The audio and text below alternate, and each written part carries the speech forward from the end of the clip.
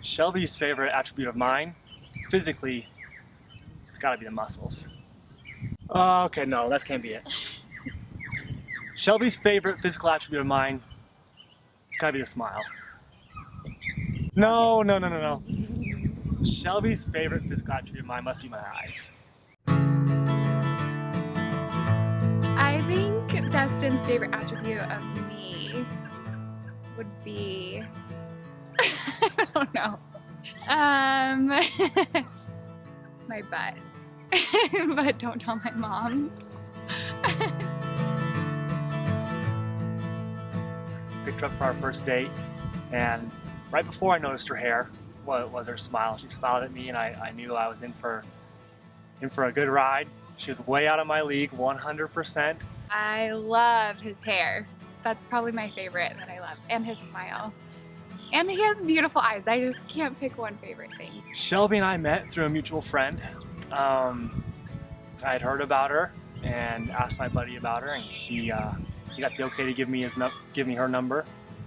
And so I called her up and I left her a voicemail. And I got the voicemail, and it was just so formal and so funny that I was a little bit thrown off, but he sounded just like the nicest guy. She called back, and we ended up going on our first date to Park City, Utah. Just went up about a 45-minute drive for our first date, and conversation was great. She really intrigued me. Something special about Shelby is that she's obviously beautiful, but she's just really smart. I was on my toes the whole time. She had me stuttering, knocking over my glass, and I went home and told my roommate, I blew that one. I blew it, but yeah, she ended up giving me a call back. Our first kiss was after, it took a few dates. Oh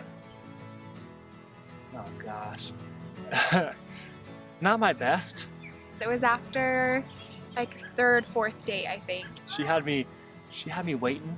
She was just so out of my league. I didn't want to push it too fast at all. But I was surprised that he hadn't kissed me yet, but I didn't see it coming at all.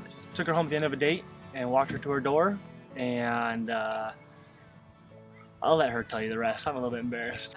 He was like, is it okay if I give you a kiss goodnight? And I was just dying because I always think it's so funny when guys ask and just kiss me.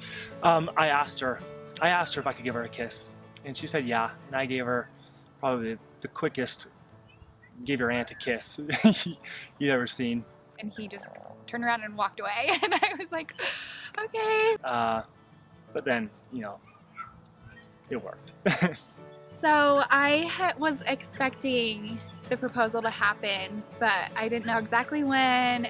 And so all day she's at work, and while she was there, I had arranged with some of her friends to get her hair, her nails, her makeup all done, because the girls said that they needed to practice at the salon. And so she was getting that done all day while I was setting up this gazebo. And I had also seen a jar of coins at his house that said ring money, and it was full every single time I went over to his house. And so I again just figured it was a few weeks away, but it turns out that was all a trick that worked. So I prepared this whole gazebo looking out over Ormond Provo, and it had a ravine down below, and on this hillside I put "Marry Me" in ripped up bed sheets and flameless candles, and this gazebo was all done up with roses and stuff. And I was just dying because I'd been waiting. I was so hungry after working all day. But I went and picked her up for dinner. She thought it was just going to be a normal dinner, but I came in a suit, and she was a little bit frustrated with me maybe because I was a little bit late. And he just said, you have 20 minutes to put a dress on and grab a coat, and I'll be back. And I was still a little bit bummed because he had taken so long to get ready and expected me to be ready in 20 minutes. I just left. And so I went and made sure everything was good at the gazebo, came back a little bit later and blindfolded her. That's when it all hit me, and I was like, oh my goodness, I can't believe you pulled this all off without me knowing it. And I was just so excited, and drove around the neighborhood a good 10 times, and then pulled up to this pathway to the gazebo. Kept her blindfolded, walked her down, and then took it off as she could see the gazebo out in front with the view, and it was sunset. And there were candle lights that were lighting a pathway to this beautiful gazebo that he had set up with roses, and then over on the hill he had written "Marry Me" in little candlelights. I got on one knee and told her how much I loved her, and she said yeah.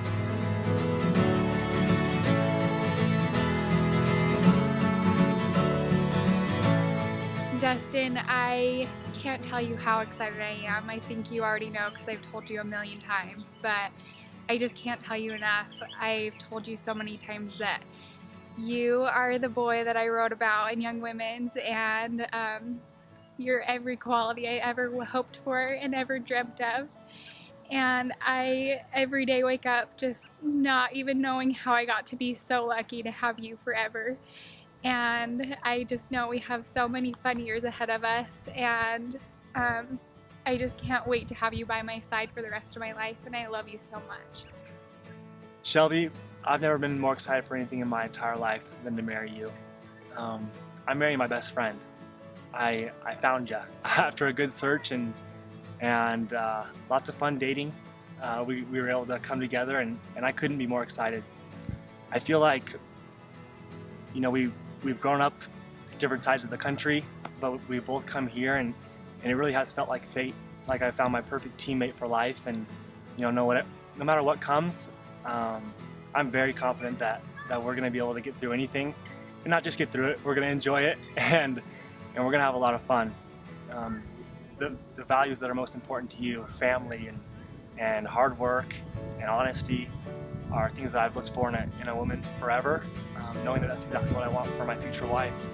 And I just can't wait to marry you, just to be with you and to support you and just to be your best friend and teammate, like I said, forever. So I love you.